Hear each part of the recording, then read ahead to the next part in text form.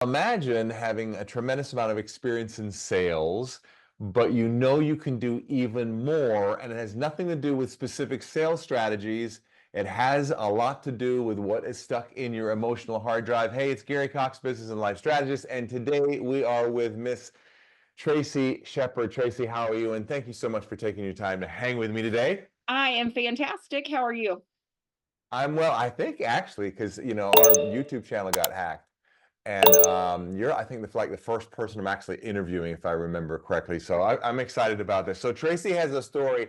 If you know my story from my father being murdered, my wife telling me my baby's not mine, being in a cult for 40 years, and on and on and on, I think she might make my story look a little tame. But the reason I wanted to bring her on is because I see so many people that can attain more. They're already doing well. And there's no more like specific, sales strategy that you've got to figure out and what to do. It's more so what's going on that's slowing us down. So Traci, if you don't mind sharing, we actually met each other years ago just at a seminar. And then we saw each other again recently at another event, and we decided to connect a little bit. And then you decided, hey, I want to work with you more. So first of all, tell me about your story, because this lady, she was just telling me that, and she's in the car industry, and the national standard is 10 cars a month. She just recently told me, after we spent some time together, that she did, was it 6 in one day? I don't I've I done don't know six in enough a about day your several business to know how times. that's Yeah. even possible. How how you can operate on them, but that's amazing. Right. So it takes just a lot of patience and a lot of organization and just being able to just kind of go with the flow. Um, it is difficult to sell six cars in a day. I will tell you that. But it can be done. And there's people out there that sell 15 cars in a day. Um, Wow. you just have to really you just have to really want it. Right. So tell me a little bit about your journey. So you have a story, and the reason I want her to share her story with you is because we all have something in our past, and if we don't identify it, or once we've identified it, learn to really truly deal with it in a healthy manner, you're going to feel sometimes that you're going to be pushing a parked car. So kind of briefly tell me this incredible story that you have. So starting back, mom, dad, married, happy family life. And then when I was almost 7, April 16th, 1980, my whole world fell apart. My whole life Yes, it changed. did. Just a normal morning. My dad wanted a goodbye kiss. I was being a brat. That's how I was. I mean, I was that age. I refused to give him a kiss goodbye, and I said, I never want to see you again. Um, just in anger as a little kid. I was a 7-year-old kid.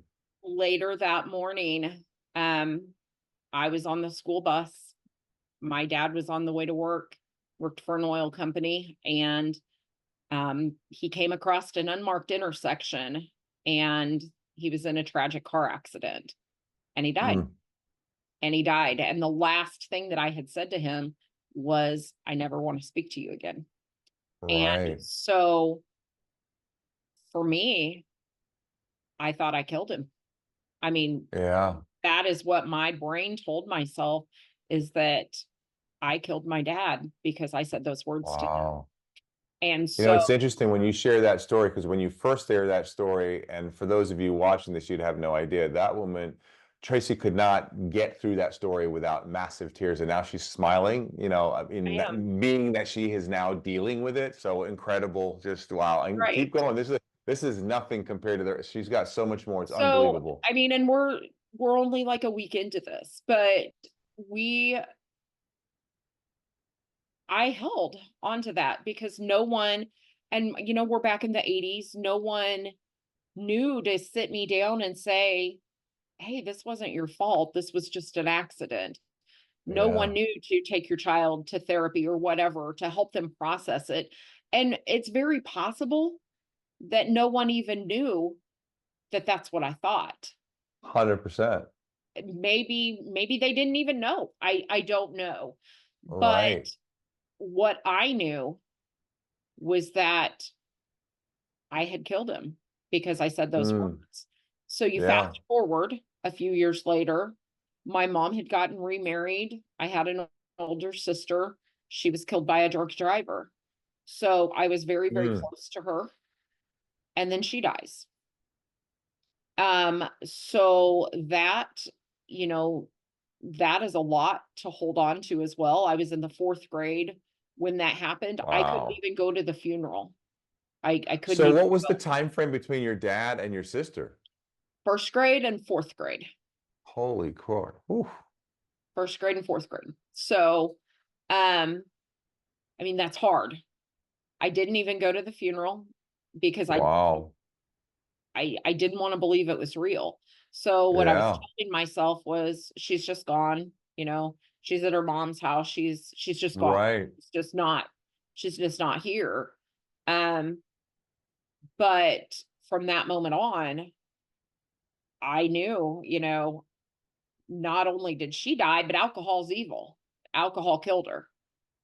Alcohol killed her, and so there will be no one that became my aversion to alcohol. Um, Right. because that took my sister away. My words took my dad away. So moving on, I had a pretty dysfunctional family. My mom's husband was horrible. Um, physically, mentally, he was horrible. Um, I had an And older, you said if that can I share how quick she got married after, which is another like throws you off? yeah, like a month and a Like, half after my dad died. wow. Now as an adult, I can see she was a very young mom. She Yep. lived she had 2 little kids to support. She'd never been on her own. That's And huge. I Plus feel this now emotional it was pain. probably he preyed on her because of the money aspect. Mm, She had a lot of money and he wanted it. He didn't want the family, he didn't want her, he didn't want the kids, he wanted the money right. at the Yeah. status. So knowing that as an adult, you know, there was a lot of abuse in the household, not just to my brother and I, but to her as well. Mm, I remember very vividly she was supposed to go on a work trip and he told her that if she went, he was going to kill her and kill her children. I mean, of course she didn't go, but then she was risking our livelihood as far as her job right. by not Wow. going. So it's kind of a rock and a hard place. So for years, I mean, I was mad. I didn't speak to my mom for over 20 years Wow. because she chose him over her kids. But Right. now, now that time has passed and now that I'm a parent, I know that sometimes you make decisions that you didn't Yeah. necessarily plan on making. And if she could have taken it back, I know she would have. But Perception is a powerful thing, isn't it? she did the best she could with what she had. Um, Yep. so with that, he had a son, and his son sexually assaulted not only myself, not only my brother, but also Wow. my sister that had passed away, over and over and over, and it was just shoved under the carpet. No matter how many times I would tell, I was like, no, that's not happening. It was Wow. happening. It was happening over and over. So I came up with this brilliant plan, as any 14-year-old would do. I came up with this amazing plan how I was going to get out of this house. Um, and I became So pregnant. share that amazing plan. Here we go. I became As a pregnant 14-year-old. on purpose at 14. Wow. It wasn't an accident. It was on purpose. And then I found myself pregnant and reality hit a couple of weeks before I had this baby that I am not equipped to take care of this baby. And I'm going to be putting him in the Mm, exact same situation that I'm trying to yeah. escape. Wow. So I'm doing him no favors. So one of the hardest things I ever did was walk away. That's Um, got to be tough. it was very tough. So he was placed. The nurse that was at our doctor's office, she was very, very sweet to me. She was very kind. And years later, she said that if she would have known then what she knew later on, she would have just taken us both so that we could have just stayed Wow. together, but she didn't know. So she Yeah. took him, she raised him. Um, The nurse and did? the nurse did. She adopted Whoa. him. So he was actually in my hometown. Um, I didn't know. Now I didn't know. That's not where I thought he was at the time. I thought he was Interesting. like 3 hours away, and I thought he was somewhere completely different. But he wasn't. Right. He was like literally right there. So we were, and it's a small town, so 9,000 people. Um, our paths crossed many times over the years, but we didn't know. Um, as an adult, it was about 10 years ago. 2011, 15 years ago, 14 years ago, he found me. Um, and we How about reconnected that? 2 hours full, super, super proud of him. Um, Nice. and honestly, as hard as it was, I made the right choice. Yep. That I makes wasn't sense. quit. Um, but it was still tough. So moving on, I still wanted to be gone. So my senior year of high school, I had my daughter Britt. And I did get married to her dad. We stayed married for I think 27 days. Oh Um, my, I thought you were going to say 27 years. 27 days, 27 days. We stayed married and then it was just Brittany and I. We and I bounced from relationship to relationship because I didn't know how to have a healthy relationship. Right. You've never seen that. I'd never witnessed that. My grandmother was very happy, but my grandpa had passed away. So she was a widow. She was on her own. So I didn't have really anything to Yeah. model that off of. So all I knew was dysfunction. And the only way I knew to get what I wanted or to get ahead was, to be the problem. I mean, to Right. me, that was the only way anyone would even notice that I was around. Um, So you then you know, had more stuff happen to you that was like really intense. So yeah, her I did. story keeps going. I did. So then on into adulthood, by now I have my son that I've given up for adoption. I have three more biological children at home with me. And then I have Lauren, who came into my life when she was 3 days old. So I have four children that I am responsible for, and these are young children. And I was diagnosed with cancer. My Mm. first lump I found when I was 19. Um, Wow. had a lumpectomy, gone for years, but I had just lost my grandma to cancer, by the way. It was on her chest wall. She chose not to have treatment. So from the time I found out she had cancer till the time she was gone, it was 17 days. Um, Whoa. 17 days. And like the last five, she Jeez. was in the hospital, barely, barely alive. So Right. there wasn't a whole lot of time to process. And then right after she had passed away, it's like, I need to get checked again. And I had issues. I'd had a couple of lumpectomies at that point, and then I had full-blown cancer. So I I had massive treatment, had a mastectomy, um, ironically, like 3 days before Christmas. Um, and went through all of the treatment, have relapsed several times, been in and out of cancer treatment, have been cancer free for 6 years now. So that is the longest in my Wow. life I've been cancer free. Um, What a story.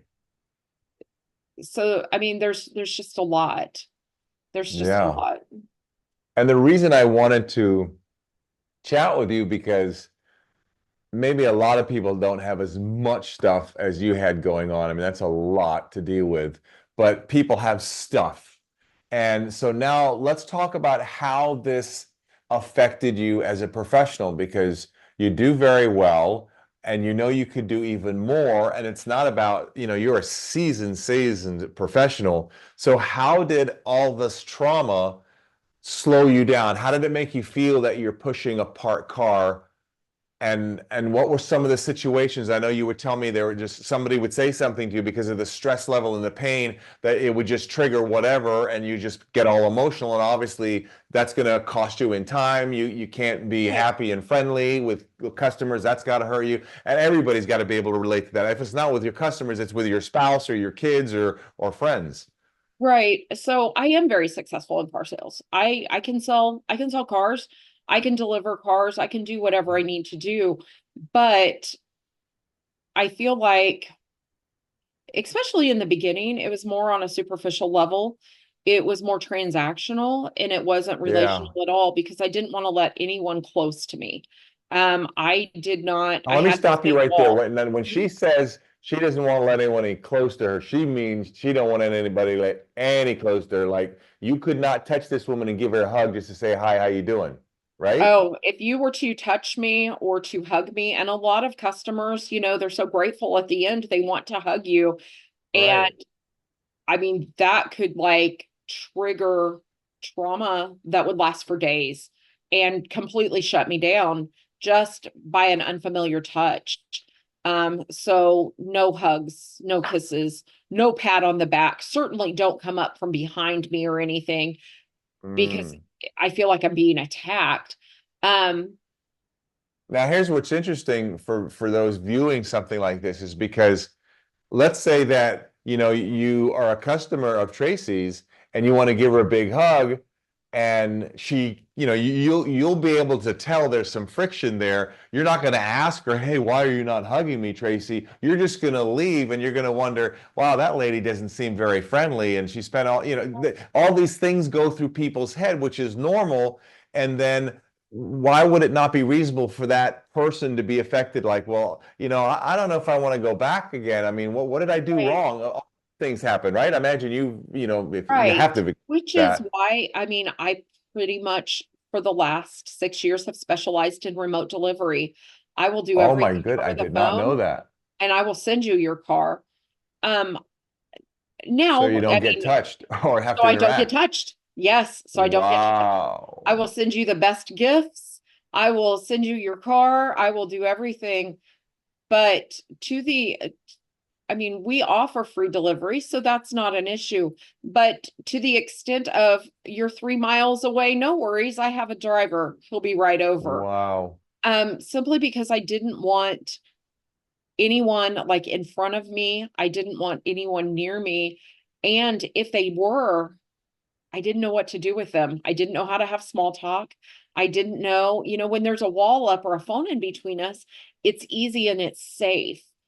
But when someone Right. is in front of you and they ask about your family, your kids, that's just what they do.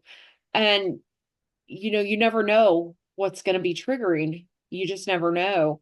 And I think not even just with the customers, but with management, if they would say something that I didn't agree with or I didn't like or Yeah. just stupid. I mean, sometimes that happens too. Instead of just like whatever, I would internalize it so much. And it would be, Right. they don't like me. I'm not good at my job. I could sell Yep. 100 cars more than anyone else at the dealership, but it's still every day wondering, am I getting fired today? Right. Because I'm not good And the enough at last the thing you job. want to do is go call a customer and maybe do some follow up, or Right. because why Right. you don't feel this, you So I stop, and that also absolutely wouldn't affects your do that. performance. Absolutely. So I really feel like my internal struggles have held me back to probably 200 cars a year. I think it Wow. probably just by the amount of time in the last couple of weeks, I've went and time blocked and it's like, where do I waste time? What do I waste time on? How long does it Yep. take? And I know that since I've been processing things, that time has decreased a lot because it would be, they yell at you in the morning meeting or something. So you're talking at 8 o'clock in the morning, you've gotten yelled at. So it would be noon before I'd be even willing to pick up the phone because I had to Whoa. completely reset. Well, Yes. that's never going to change in the car business. You're still going to get yelled at in the morning meeting a lot. It just happens. And it may not even have anything to do with me. It could just be in Right. general. And so now it's like, okay, this isn't about me. I just blow it off and within 15 minutes I can go and start my day. So And that let me ask you a question. Did you find when you had those perceptions of pain or whatever, that subconsciously, whether you're even thinking about it, but subconsciously you kind of relive all the crap you've been through and it kind of like comes into a volcano right away? Because that's happened to me absolutely, constantly. absolutely. And one of the things that you and I have talked about before is the story where my mom thought she was having a boy and she wanted a boy Yes. and I was a girl. And so something so minor as that, I mean, 6 months ago, someone would say something wrong and it's like, yep, my mom didn't even want me. She wanted a boy.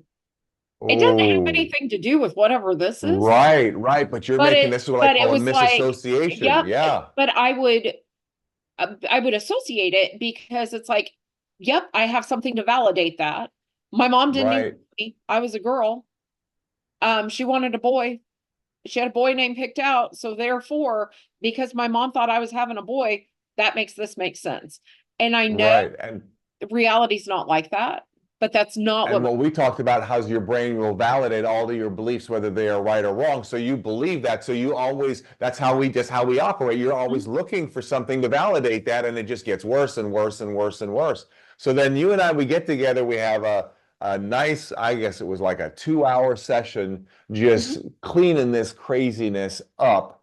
What was your takeaway and how has it made such a major difference in you? Because I mean, if I wish I had a video of our first conversation because I do I mean, too. I really I do. really wish we'd have videoed that. The way you look now, if I had a before and Um, after, so unbelievable. I mean, there's so many levels. So professionally at work, of course, I haven't, car sales is incredibly, incredibly stressful. You purchasing a vehicle is the second most important decision someone will make in their life. Their house Mm, being their first, their car yeah, being their second. So I don't take that lightly. I want to make sure that they're getting the best experience ever. So that's a really awesome. big responsibility. But when you have this huge ball of stress just sitting on your shoulder, how Constantly. can you constantly and in the background everything's going through your brain, um there's a lot of self-sabotage that was probably going Yes. on. So I think that the only person that has held me back is me. It's not the managers, it's not the economy, it's not the lack of vehicles on the ground. It So completely. let me interrupt you right there. Notice what she is doing just naturally. She is taking, and this is where people just can't get it. She is taking how much responsibility? Full friggin' responsibility. So anytime she sees a problem, she immediately goes to me and says, looks at herself and says, okay, how can I look at this differently? What's going on here? She doesn't go ahead and blame everybody else. And I tell you, and then you know, obviously you'd have to agree with this. So many problems that people have in life is because they instantly want to blame their mom, the economy, the this, the that. I had a brother that he's the black sheep of the family, and he would just blame everything and everyone, and it could just never change. Right. So that's professionally. Like personally, I'm sleeping at night now. Which is huge because for years, Wow.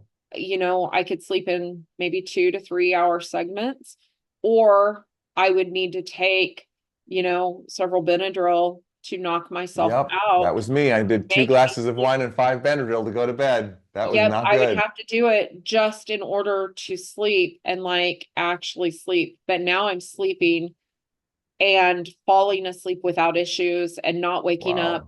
Wow. Um, there's been a couple of nightmares I woke up to and a couple of flashbacks, but I've I been still very get that. quickly able to tell myself it's not real and go back to sleep. So So what will this do for you financially now? Because now you don't have this. Well, let me get this airplane. Let me see. The way I describe it as an airplane pilot is you can have an airplane and then you give it full throttle. Let's say you're giving it full throttle and you're doing 500 miles an hour. Well, you start getting ice on that airplane, you can still have full throttle and you're going to now do half of that, 250 miles an hour. And if you're not careful, it's going to stall and you're going to crash at full power.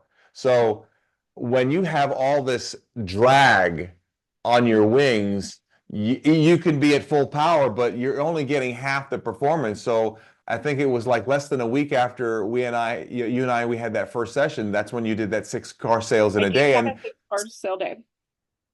yeah, that's huge. So, and I love the idea that now, and I think you feel, I know it does for me, when you're not focused on your crap so much, you can really tune in to a client and really care about them. Not that you didn't care before, but like you said, it becomes so transactional. Now for you don't have to focus on all your crap so much, so it becomes relationships and relational, so which is totally different. So how is it making a difference? And what do you see differently financially? I mean, your numbers are going to be like crazy in the So next 6 months, I I would have, imagine. I've kind of predicted for 2025, I expect probably a 30 to 40% increase in Wow. revenue and sales.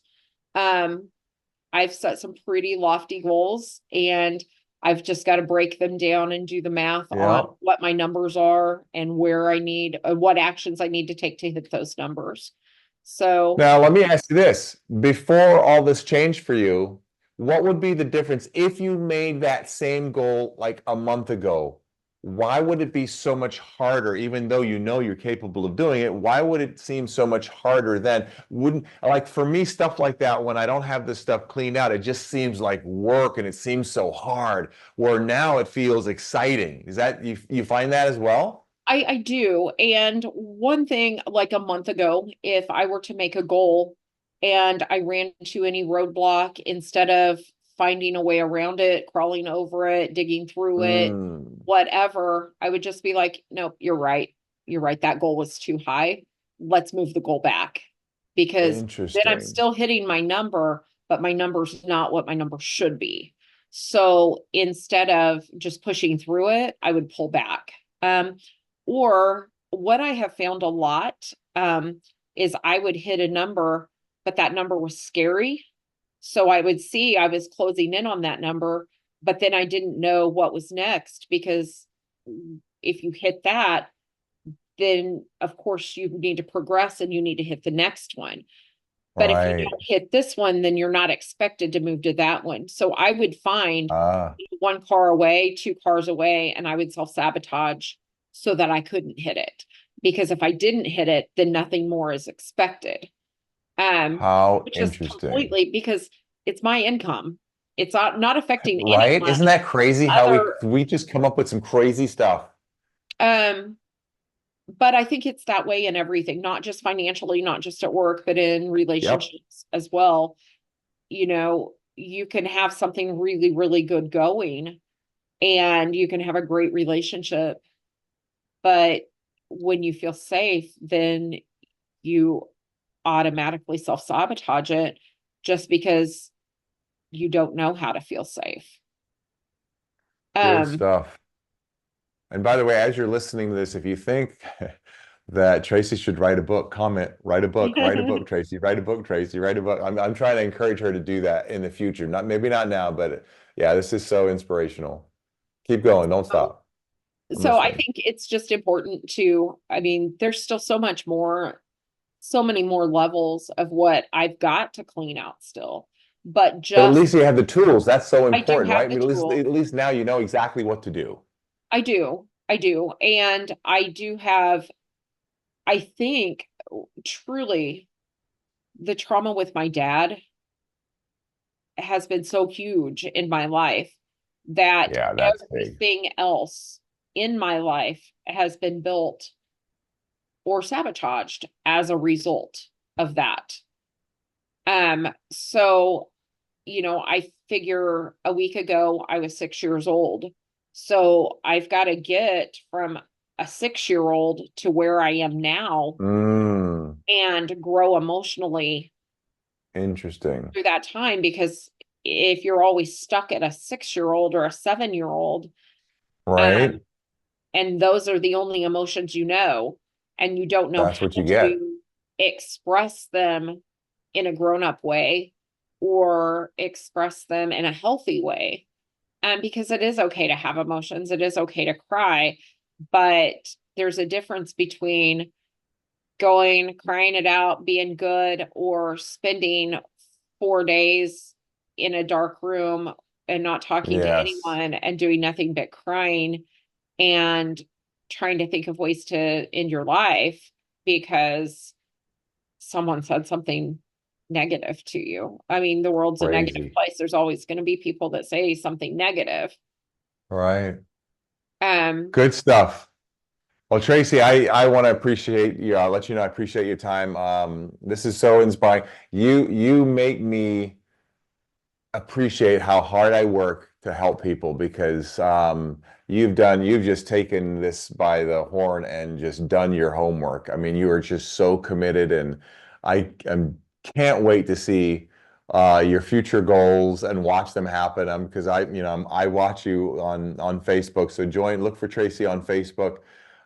Any other final wrap-ups to maybe a I word don't of think encouragement for so. I people that have mean, just been through a lot of so stuff? a word of encouragement. Number one, it's all your fault. It is your fault.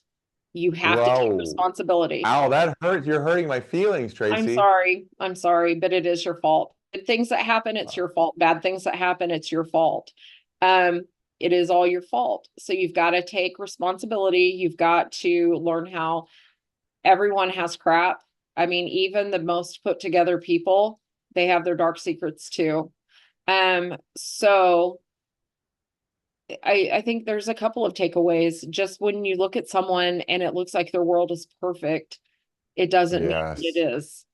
And just because it looks like someone's world's falling apart, it could be, but it doesn't mean that they're not putting it back together. Yeah. So there is hope. But you have to want to be better. Yes. That's so important because a lot of people say You it, have to but they don't actually, do it. and the work's hard. Um, it's really, really freaking Yep. hard. And I can tell you, I have a sign here that says we can do hard work right up there. We can do hard work. right? And I can tell you, when we did the cold water plunge, that wasn't something I wanted to do. And I can probably tell you honestly that if you wouldn't have been on a video call with me when we did it, I probably wouldn't have done it. Yep. I So let's probably talk. wouldn't I'll have just talk done it. about it real quickly if you got a minute. The Okay. reason, one of the things depends on, the situation. One of the things that I had her do is I had her do a cold plunge. And I used to be thinking that this was the craziest thing ever to do. But anyway, I'm a firm believer in it.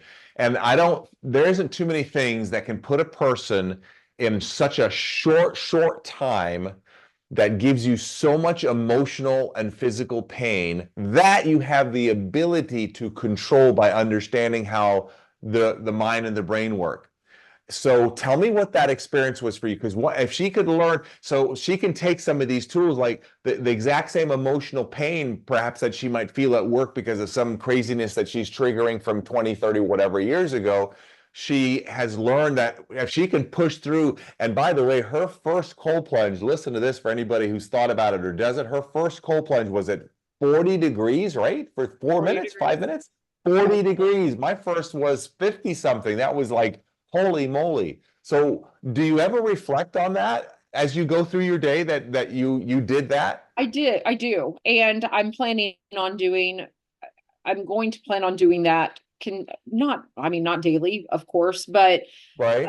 frequently, because Wow. I think that moment, it was so much pain and it was so cold and it was so much going through my head.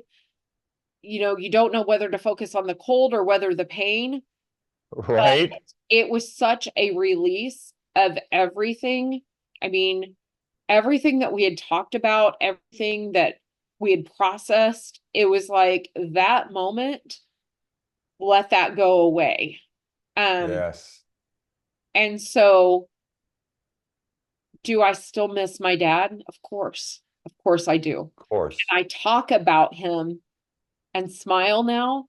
Yes. The answer is yes. Can I look at a picture without crying? Again, yes, I can. But Wow. I can tell you, he's been gone since 1980, and I've never been able to talk about him without crying. I've never been able to hear a song that Unreal. reminded me of him without crying until now. So what I did with Tracy was when we did our session together, we gave her all these tools, we worked all these tools together, and then that cold plunge forced her to kind of figure out how to get all the ducks in a row and put all these strategies together. And then once she got that figured out in such a short, intense time, now she was able to reflect on, okay, this is how this works, and then she can apply that. And I would guess now the way you are, would you agree that a lot of this is just coming now naturally without even having to consciously think about it? I'm sure, I mean, I have to consciously think about making changes sometimes too, but do you find that so much of it is now coming just as much as you had tears naturally without thinking about it? You didn't have to look at your dad's picture and say, okay, now I got to cry. You just cried. Now you're at the point where you look at your dad's picture and you don't have to walk through a process and say, I don't have to cry. And you can look at it and not cry without having to think about that. Yes, I mean, definitely. And it used to be so messed up, but if I needed to cry and there wasn't anything wrong in my life, but I felt like You I go look at the needed to picture. cry, no, I would go, No? this is even worse because I needed to like completely wallow myself in pain for hours. I would Yeah. go to the video of George Jones' funeral of Vince Gill breaking down on stage singing a song. You should go back and look at it. Mm, And because he was singing Go Rest High on That Mountain and he started crying during it. And everyone there started wow. crying. And it's like, okay. So then I could literally cry for a whole day and feel like I was entitled to cry because he cried. So I could cry too. So I would tell myself if I didn't have anything else to cry about, there was nothing else to cry about. There was nothing wrong. There was nothing I was mad about, but I needed to feel something. I would do that to Mm, myself just to put interesting. myself, because when I was in that depressed, mad, stressed, whatever state, that was safe. That Yeah. felt normal. So if I was happy about something or if I felt secure in something, that didn't feel normal to me. It didn't feel safe. It didn't feel healthy. So I had to figure out how I could get from this good feeling of things that I enjoy back to this feeling Yeah. of what is safe. Because Wow. no matter how messed up that is, that was still safe. Probably in the same You, way that, you find yourself going back to situations that you shouldn't. funny you say that because you just triggered something for me as a memory. I used to do that years ago with watching the last concert of Naomi Judd and Winona Judd. Their Love can last, build a bridge. their last. Yes, yes. What is the song again? Love can build a bridge. Love Can Build. I would watch that and I would cry for, I would watch that over and over. And yeah, that very interesting. Very, very interesting. So, I I like, mean, it was just that one song. And I mean, it's a great song. There's nothing wrong with it, but it's like, why would I do that? Now I sit and think, yeah, why was I doing that? I don't know. But it would take me back to that emotional state where I was depressed, yes, where I was sad, but that was also what feels safe. So, now making happy memories and being content and happy and, in a good place, that's all kind of new territory for me. And yes, it doesn't, it's not comfortable yet. It's not comfortable. So it's right. right now, I'll it's have to like be honest with staying, you. When I saw you about whatever it was a month or so ago, and I was on stage, and because in the car industry, there's so few women. So kudos for you. Right. There were only two of you There's in this just two of group, us there. Yeah. right?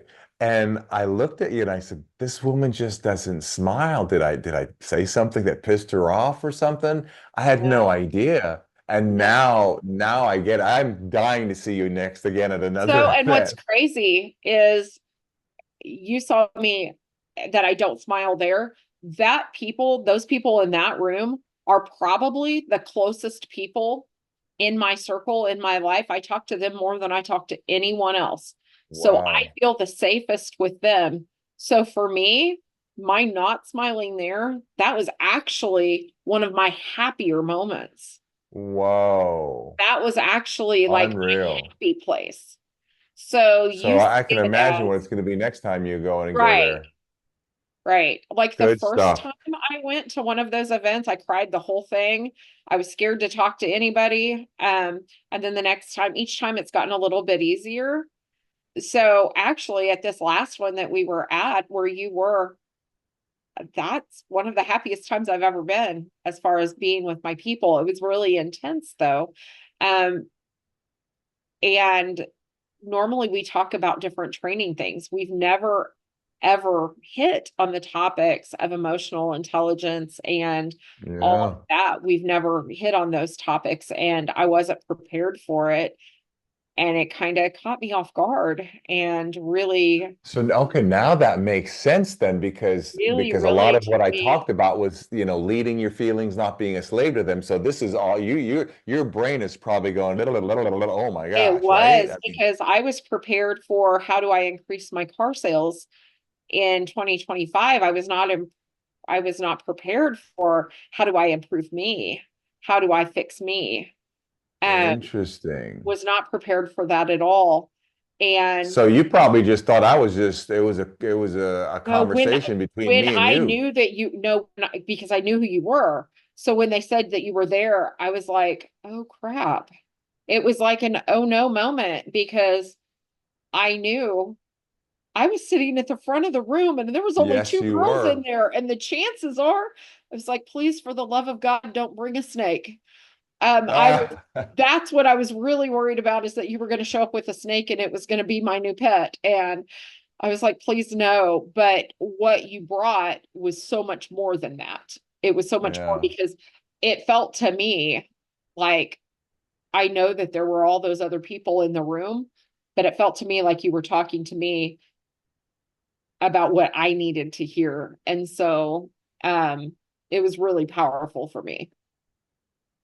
So when she talks about the snake, for those of you who don't know, when I do keynote events, I take somebody who's deathly phobic of a snake, and I bring them on stage, and with my process, I reprogram them so that it doesn't bother them anymore. No hypnosis. So that's what she's talking about. We're no poisonous snakes or any snake dancing in the game. No. All right, good stuff, Tracy. Thank you for your time. You are I'm very excited to welcome. see the comments and no doubt the lives that I know for a fact you're gonna inspire, and to see that natural smile. I mean, I know you enough to know that is such a natural smile, It and I'm is. just dying to see the improvement in your sales and stuff. I'm looking for that 30-40%. So real quickly to wrap up, so that would amount to how many cars a month once you I hit that sell level? cars. I'm not in finance. I don't math, but my goal next year is 500. Wow, that's crazy. All right, let's make that happen. Okay, well, thanks, and everybody, I'd love to see your comments below. Subscribe if you haven't, and we're out of here. Give Tracy some love between now and the next time we get to chat. You know what to do, and if you don't, you do now. Don't let anything rent space in your head. We'll see you.